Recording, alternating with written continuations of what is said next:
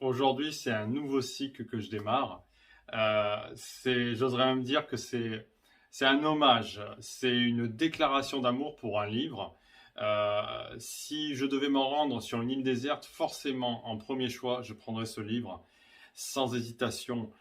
C'est inimaginable ce que ce bouquin m'a apporté, m'apporte toujours et m'apportera probablement dans le futur.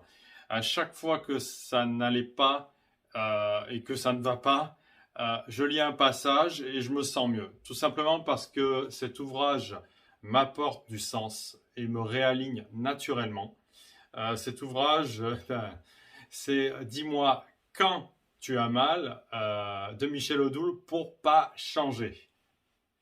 Je pourrais développer la totalité du bouquin, tellement il est riche, mais j'ai envie de m'attarder sur ce qui est le plus accessible, c'est-à-dire les 12 travaux d'Hercule, que la plupart du temps on connaît, ou on connaît deux, trois épreuves, mais on connaît l'histoire d'Hercule. C'est vraiment ancré dans notre culture. Et d'ailleurs, justement, Michel a fait un condensé des 12 travaux d'Hercule et l'a extrait de Dis-moi quand tu as mal et l'a appelé Dis-moi pourquoi cela m'arrive maintenant. Alors, enfant, moi, j'adorais tout particulièrement la mythologie. Et Hercule, c'était pour moi le Rambo, le Rocky, le Schwarzenegger des temps anciens. Et pourtant, au fur et à mesure de la lecture des épreuves d'Hercule, je me disais, il y a un truc flou, quoi. Il y a un truc que je n'arrive pas à saisir, quoi. Quelque chose n'était pas compris avec mon regard d'enfant. Je voulais du combat, un peu à l'image de l'épreuve avec l'hydre de Lerne. Je voulais des victoires avec de la force, de la musculature. Et pourtant, il y a beaucoup d'épreuves où Hercule n'utilise pas sa force, ni sa musculature. À un moment donné, il gagne une épreuve en jouant des castagnettes. Une autre, il capture une biche sans la force. Et je comprenais pas. Je comprenais pas. Et aujourd'hui, à la lecture de ce bouquin, je comprends toute la richesse qu'il y a derrière ces histoires-là, hein. Parce que Hercule, c'est bien plus qu'un être humain. Hercule, c'est bien plus que du muscle. Hercule, c'est plus que de la force. C'est un héros. C'est-à-dire que Hercule, c'est le fruit d'une union interdite entre Zeus, c'est-à-dire Jupiter, et une humaine que l'on appelle Alcème. Cet adultère entre le dieu des dieux et une humaine va mettre en colère la femme de Jupiter, c'est-à-dire Héra ou Junon. Elle va sortir de ses gongs et elle va se dire, non mais attends, là ce soi-disant Hercule est un fils de Dieu, il va peut-être prétendre à un trône, c'est hors de question. Donc elle fait naître en avance son fils Eurysthée, qui est entre guillemets le demi-frère d'Hercule, et Eurysthée, quand il devient adulte, va dire à Hercule, écoute, mon gars, c'est très simple, hein. Déjà, moi, je suis arrivé avant toi, donc c'est moi qui peut-être peut prétendre à un trône de demi-dieu avant toi. Mais si vraiment, vraiment, vraiment, tu es sûr que tu es capable de avoir une place dans le ciel auprès de ton père, auprès du céleste, auprès de Zeus, mais dans ce cas-là, je vais t'imposer des épreuves. Bien entendu, ces épreuves sont destinées à ce que Hercule périsse et pas pour vraiment lui montrer qu'il y a une possibilité qu'on l'accepte là-haut, hein.